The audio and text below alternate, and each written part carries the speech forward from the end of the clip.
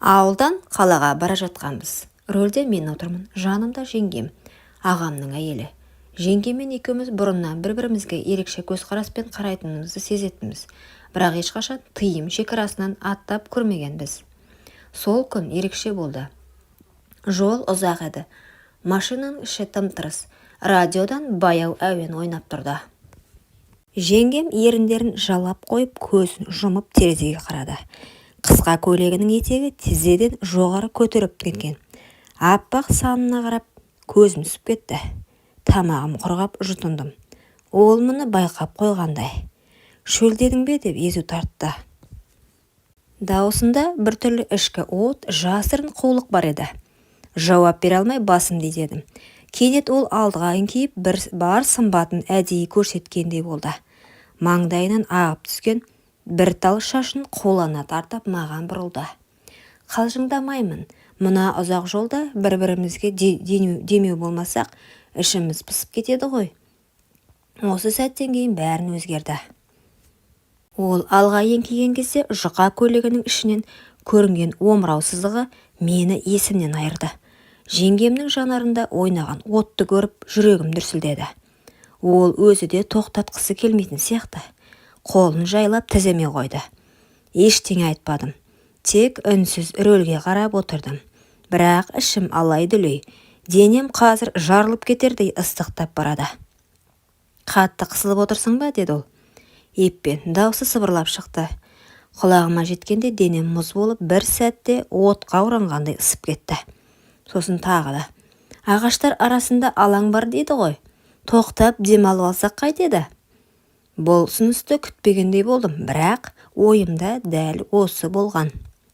Рөлді оңға бұрып, ескі орман жолағына қарай бұрылдым. Машинамыз көлеңкелі жерге тоқтады. Іштегі тыныштық екеумізді де буып бара жатты. Ол баяу қозғалып жаныма келіп отырды, саусақтарыма жанаса ұстап. Мұны екеуміз ұмыта алмаймыз, білем. Бірақ сен туралы тым көп ойлай берем, деді. Көзіне қарағанда, онда іңкәрлік те, тыйым да, ашу мен ынтықтық араласқан сезімдер бар еді. Сол сәтте оның бетінен ақырын сүйіп қалдым. Қарсыласқан жоқ, керісінше мойныма оралып, демін мойнына төкті. Екеуміз үнсіз түсінісіп, бір-біріміздің ыстығымызға иіріп, баяу, асықпай шешіндіріп, алақанымен сипап, денені сөзсіз сөйлетіп, тым тереңге сүңгідік. Сол күннен кейін бәрі өзгерді. Көліктің іші тым тыныш еді. Жеңгем әлі де жаныма сүйеніп отыр. Шашынан тараған иісі жүрегімді шымырлатты. Аз ғана уақыт бұрын болған сәт. Қазірдің өзінде өңім бе, түсім бе, айыра алмай отырмын.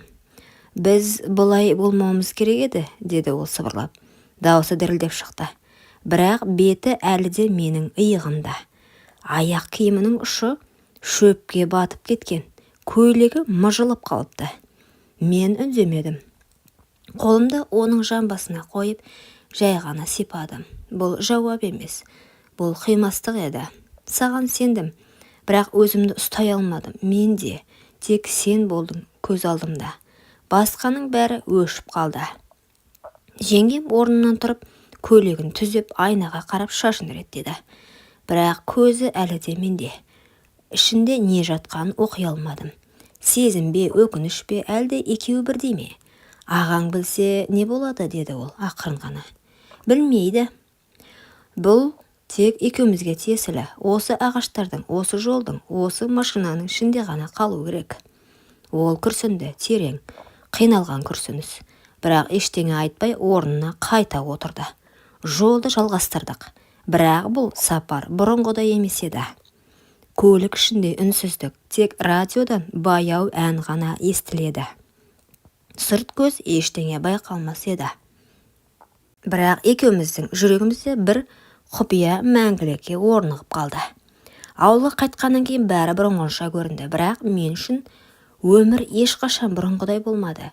Күнде таңертең көзімді ашқанда есіме түсетін жалғыз адам, жеңгем. Түнде көзімді жұмғанда сезетін жалғыз жан тағы да сол. Бір апта өтті, тағы да бір апта. Ол үндемеді, мен де үндемедім, бірақ кездейсоқ көзіміз түйіскенде екеумізді бәрін қайтадан сезінетінбіз. Бір күні кешке аула жақта жүргенімде ол маған жақындап: «Сен де тыныш ұйықтай алмай жүрсің бе?» деді. Үнсіз басымды изедім. Ол жан-жағына қарап, екеуміз отырған орындыққа жайғасты. Қараңғы түсіп кеткен. Ағаш жапырақтары сыбырлап, біртүрлі тылсым атмосфера орнағандай болды. «Мен өзімді жақсы сезінбей жүрмін», деді ол ақырын. «Не болды? Ауырып жүрсің бе?» Ол жауап бермеді. Көзін тайдырып әкетті. Сол сәтте жүрегім өте қалды. «Сен бірдеңе сезіп жүрсің бе?» дедім. Ол ернін тістелеп: «Кешіккеніне 3-ші күн». Тынысым бір сәтке тоқтап қалғандай болды. Сөз таба алмай қалдым. «Бұл біз ойнаған нәрсе емес еді», деді ол дірілдеп. «Бұл өмірімізді өзгертетін нәрсе болуы мүмкін». Сол сәтте мен екі оттың ортасында қалғанымды түсіндім. Сезім мен тыйым, құмарлық пен жауапкершілік, ал оның ішінде бір жаңалық. Мүмкін біз бір сәтті құмарлықпен мәңгілік тағдыр жасап қойған шығармыз. Бәрін ұмытып, алда жоқтай көрініп жүрген күндердің бірі еді. Аулада жалғыз тұрғанымда үйден жеңешем жүгіріп шықты. Беті бозарып кеткен, қолында бір кішкентай қағаз, анализ қағазы, көзіме тіке қарады. Тынысымыз бір сәтке тоқтап қалғандай болды. Шынымен қолым дір ете түсті. Ештеңе айта алмадым. Жүрегім кеудеме сыймай соғып, құлағым шыңылдап кетті.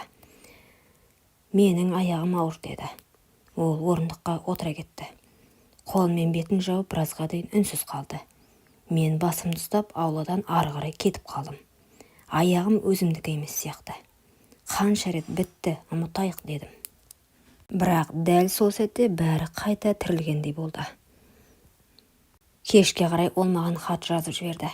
«Мен кеткім келеді. Бұл ауылда, бұл үйде мен енді өзімді әйел сезіне алмаймын. Бірақ менің ішімде кішкентай жан бар. Ол ештеңеге кінәлі емес», деді. Осы сөздер жүрегімді жаралап өтті. Мен жаздым: «Менімен кет, жүр, бәрін артта қалдырайық. Сен менің тыйымым емес, сен менің тағдырымсың», дедім. Ол келесі күні көлікке отыруға дайын тұрды. Ауыл іші тым-тыныш. Бірақ сол тыныштықтың ішінде екі күнәһар өз балашағын құшақтап түнгі жолға бет алып бара жатты. Түн еді. Жарығы әлсіз көше шамдары арасынан машинаның шамы жанып қалаға кіріп келе жаттық. Ол жанымда отыр, қолында шағын сөмке. Көзінде қорқынысты үмітте бар. Бірақ қолымды қысып отырғаны мені таңдағанның белгісі. «Қазір не істейміз?» деді ол ақын. «Бастаймыз бәрін жаңадан. Сен екеуміз, үшеуміз». Бұл сөзден кейін ол жымиып басын иығыма қойды. Қала шетіндегі шағын пәтер жалдадық. Жаңа төсек, ескі перде, таза тыныштық. Бірақ бізге осы да жететін еді. Сол түні ешқандай тыйым, ешқандай кінә сезімі жоқ еді. Тек екеуміз денемізбен ғана емес, жүрегімізбен жақын едік. Жеңгем емес еді енді. Ол менің әйелімдей көрінді. Баяу музыка қосып қойып, бөлменің ортасында биледік. Ол күлді, мен таңырқап қарадым. Бұрын мұндай шаттығын көрмеппін. Бір сәтте қолыммен белінен тартып, маған жақындаттым. Ерніме жанасып, көзін жұмған күйі сыбырлады: «Саған сенемін. Менің балам сенің жүзіңе ұқсасыншы». Бұл сөз жүрегімде жоқ тастап жіберді. Таңертең шай үстінде ол маған жұмсақ қарап: «Ештеңеге өкінбеймін. Осы сезім үшін бәріне дайынмын», деді. Мен саған үй, тыныш өмір, махаббат сыйлай алмасам да, сенің арманыңды қорғауға дайынмын, дедім. Осылайша бір түнді құмарлық мәңгілік махаббатқа айналып бара жатты. Таңғы шай үстінде ол маған күлімдеп қарады. Көзінің астындағы жеңіл көгерген іздер ұйқысыз түннің, ал ұялы күлкісі шексіз сенімнің белгісінде еді. Мен үнсіз тұрып телефонымды қарадым. Хабарламалар ішінде бір нөмір таныс боп көрінді. «Ағам, сенімен сөйлесуім керек, маңызды». Жүрегім дір ете қалды, қолым дірілдеп, аузыма сөз түспей қалды. «Не болды?» дедім. Бірден байқап: «Жай, жұмыс жайлы. Ағам жазыпты», дедім. Ол бәрін білді ме екен? Мен басымды изедім, іштей өз-өзімді жұбатқан болып. Білсе де түсінетін шығар, мен шын ғашықпын ғой. Ағаммен қаланың сыртындағы ескі кафеде кездестім. Келіп отырып алдымнан қарады.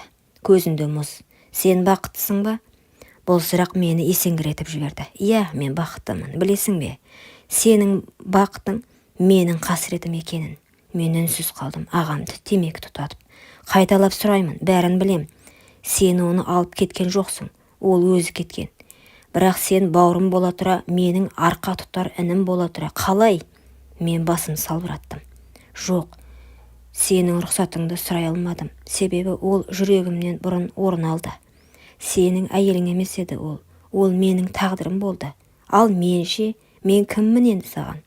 Аға көзін жұмды да орнынан тұрды. Екеуің бақытты болыңдар, бірақ мен үшін сен жоқсың. Қанынан туған іні емес, еркектен қыз тартып алған бөтенсің енді. Кетіп қалды. Сол түні мен келіп, оның жылап отырғанын көрдім. Қорқам деді. Ертең сен де мені жек көріп кетесің бе деп. Мен құшағыма алып, жоқ, біз күнәдан емес, жүректен басталдық. Бұл махаббат күнәнің тасасындағы жарық. Сол күннен бері біз тыныш өмір сүріп келдік. Жеңгем ауырлап қалды. Жүктілігі 4-ші айға таяп қалған. Іші шығып, көзі жайнап жүр. Бала екеуміздің үмітіміз секілді. Бірақ бәрін бұзған бір ғана адам. Кешке жақын сыртқа есік қағылды. Ашсам ағам. Қара көзілдірік, сіресіп киінген, қасында 2 бөтелкелес досы. Кірді де төрге өтпестен бұрын. Солай ма? Міне, менің әйелім. Ішіңде бауырымның баласы. Ал менше, қайда қалдым? Мен алдынан кесе көлденең тұрдым. Енді кеш, ол сенің әйелің емес, ол менің жүрегім, дедім. Жүрек дейсің бе? Сен бауыр бола тұра, мені сатып кеттің. Қалай еркек болып жүрсің? Әйел тартып алған. Жеңгем ішкі бөлмеден естіп қалып сыртқа шыға келді. Қорқыныштың көзі бақырайып кеткен. Аға, өтінем, балаға тиіспеңіз. Балама? Деп күліп жіберді ағам. Мен оны балам деп қабылдамаймын. Ол бетінен ұрып жібермекші болды, бірақ мен кеудесінен итеріп тоқтаттым. Шық, бұл жерден сенікі емес. Сен сүймеген әйелді мен сүйдім. Сен жоғалтқан адамды мен таптым. Ағам тістеніп қарады. Ертең сен де бәрінен айырыласың. Өмір бәрін орнына қояды, деді. Дір-дір етіп есікті тарс жауып кетіп қалды. Түн. Жеңгем менің құшағымда. Бәрінен қорқам, деді. Қорқпа, бұл жолы ешкім сені менен тартып ала алмайды.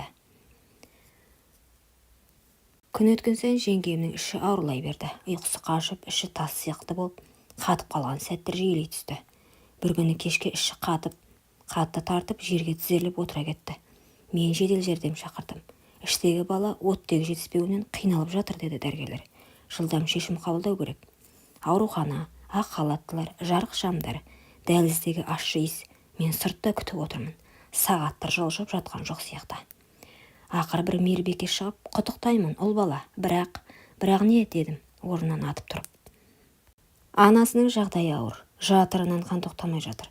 Біз қолдан келгенін жасап жатырмыз, деді. Жер айналып кеткенде болды. Құлағымда тек жеңгемнің дауысы жаңғырып тұр. Сенің жүзіңе ұқсасыншы. Арада 2 сағат өтті. Дәрігер шықты. Жүзінен ақ бәрі белгілі болды. Өкінішке қарай, анасы өмірмен қоштасты, деді. Бала аман, бірақ шала туған. Көп күтім керек болады. Мен сандалып қалдым. Қуаным керек пе? Әлде жылауым керек пе? Бір аптадан кейін мен баланы құшағыма алып, зират басында тұрмын. Қолымда махаббаттан қалған жалғыз естелік. Ал алдымда оның топырағы жаңа ғана суарылған беті. Таныштық. Кешір мені. Сені шын сүйдім. Бірақ қорғап қала алмадым. Құрметті оқырман, өмірден алынған шынайы оқиғалар ұнап жатса, лайк, комментарий жазып қолдап кетіңіздер. Менің каналыма тіркеліп кетуіңізді ұмытпаңыздар. Келесі кездескенше.